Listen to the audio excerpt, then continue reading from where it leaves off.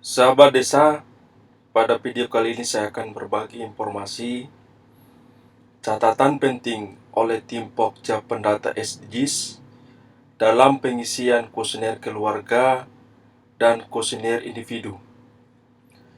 Nah, pada video kali ini saya akan mencoba memberikan catatan penting oleh tim pendata atau enumerator dalam rangka kualitas pendataan SDGs di masing-masing wilayah atau desa. Pada video sebelumnya saya sudah jelaskan dalam tutorial part 1 cara pengisian kuesioner keluarga dan individu. Nah, sebelum video ini saya coba bagi informasi terkait dengan catatan informasi pengisian kuesioner keluarga dan individu. Jangan lupa like dan subscribe di channel YouTube saya, dan apabila video ini bermanfaat silakan Anda share. Nah, kuesioner rumah tangga ada beberapa hal yang harus diperhatikan oleh tim pendata SDGs atau enumerator.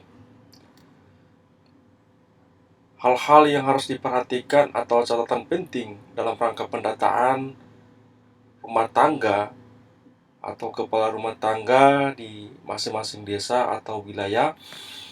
Yang pertama adalah tim pendata harus pastikan seluruh kepala keluarga di desa Anda tidak terlewati dan terisi dalam pendataan kuesioner rumah tangga. Kecuali kakak belum memiliki kartu keluarga, pindah desa, meninggal dunia, dan akan dimutakhirkan pada pendataan berikutnya.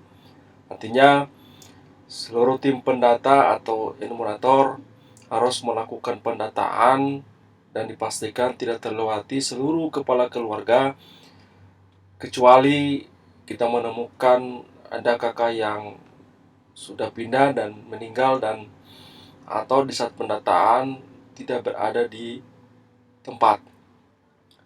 Yang berikut adalah siapkan referensi oleh tim pendata yang difasilitasi oleh pemerintah desa seperti buku induk penduduk BIP dan atau data lainnya dalam rangka memudahkan dalam pengisian kuesioner keluarga oleh tim pendata atau enumerator. Yang kedua, rumah tangga ini harus dibedakan oleh tim pendata atau enumerator. Yang pertama, rumah tangga biasa adalah seseorang atau sekelompok orang yang mendiami sebagian atau seluruh bangunan fisik atau sensus dan biasanya tinggal bersama serta pemenuhan keperluan makan, minum, kebutuhan sehari-hari seluruh anggotanya dalam satu pengelolaan, makan dari satu dapur. Rumah tangga biasanya terdiri dari ibu, bapak, dan anak. Yang berikut adalah catatan penting dalam pendataan rumah tangga khusus.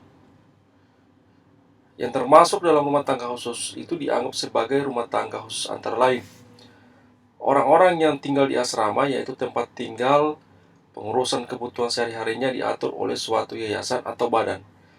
Misalnya asrama perawat, asrama TNI dan Polri. Anggota TNI dan Polri yang tinggal bersama keluarganya dan mengurus sendiri kebutuhan sehari-harinya bukan rumah tangga khusus. Orang-orang yang tinggal di lembaga permasyarakatan, panti asuhan, rumah tahanan dan sejenisnya.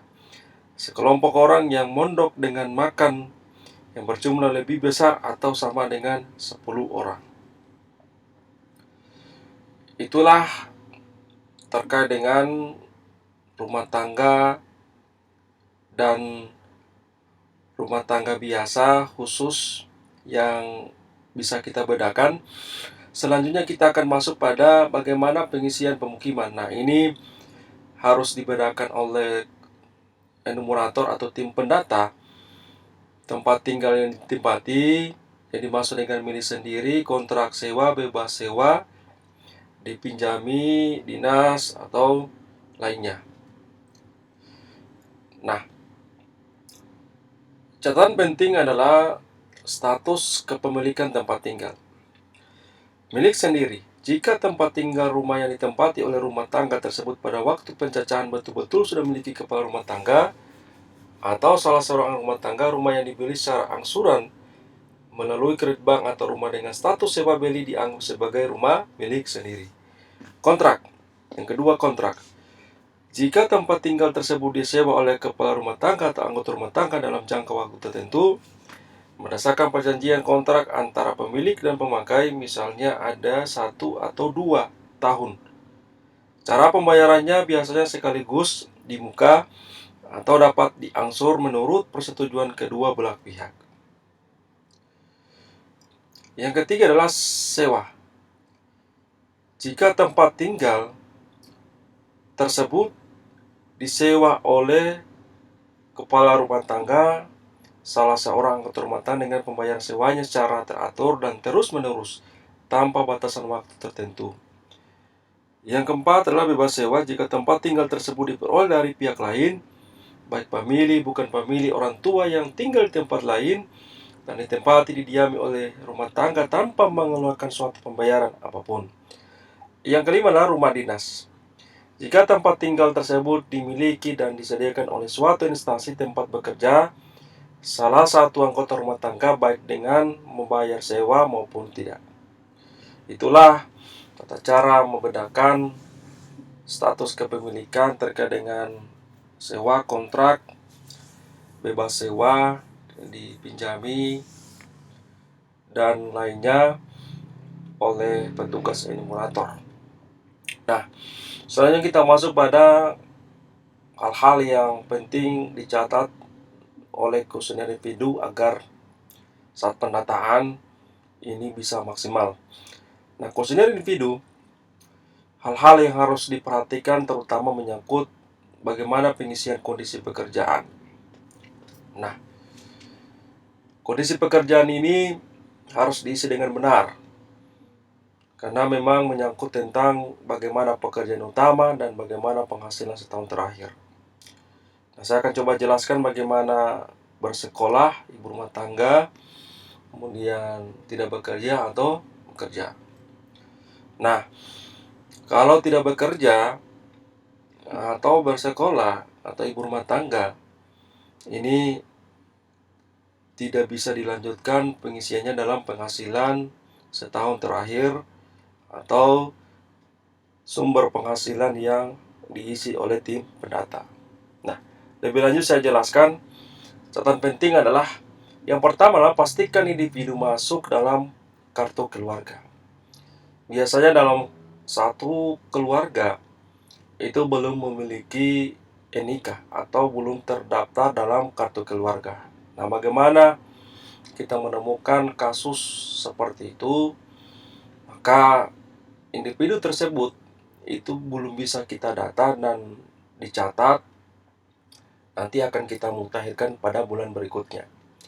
Yang kedua adalah pastikan individu tidak terlewati dan terdata dalam pendataan dalam kuesioner individu, kecuali meninggal dunia, tidak masuk dalam kartu keluarga, pindah desa, dan tidak berada di tempat saat pendataan. Dan apabila kita menemukan seperti itu, kakak tersebut atau individu tersebut akan dimasukkan dalam pemutakhiran data berikutnya.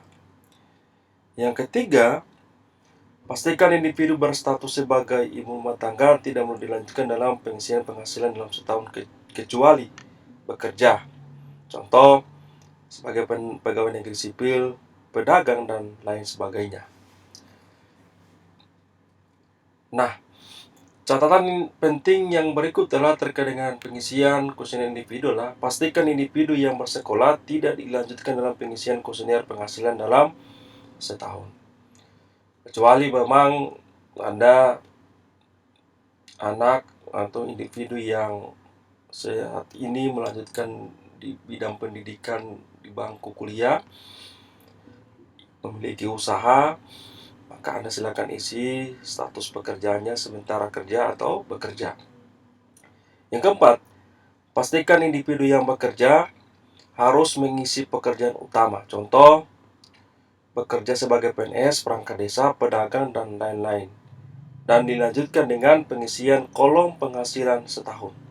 Nah, ini Anda pastikan kalau misalkan individu yang saat ini bekerja harus diisi status pekerjaan utama apa, lalu kemudian jangan lupa Anda lanjutkan pengisian di kolom penghasilan setahun. Nah, kesimpulan yang bisa saya tarik dan tegaskan adalah dalam rangka pendataan SDGs berbasis rumah tangga dan individu, tim Pokja Pendata atau enumerator SDGs harus mendapatkan dukungan dari masyarakat dan pemerintah desa dan lembaga desa lainnya atau mitra desa agar tersedianya data yang akurat, partisipatif, dan bisa dipertanggungjawabkan. Nah, kira-kira itu catatan atau kesimpulan yang dapat saya coba bagi informasikan kepada tim pendata atau enumerator. Nah, apabila ada catatan penting atau misalkan ada hal-hal yang masih belum jelas dalam rangkuman catatan yang saya sampaikan, Anda silakan komentari di channel YouTube saya terkait dengan catatan penting yang harus diketahui oleh tim pendata atau enumerator. Saya kira ini yang dapat saya sampaikan. Mudah-mudahan bermanfaat. Terima kasih. Salam berdesa.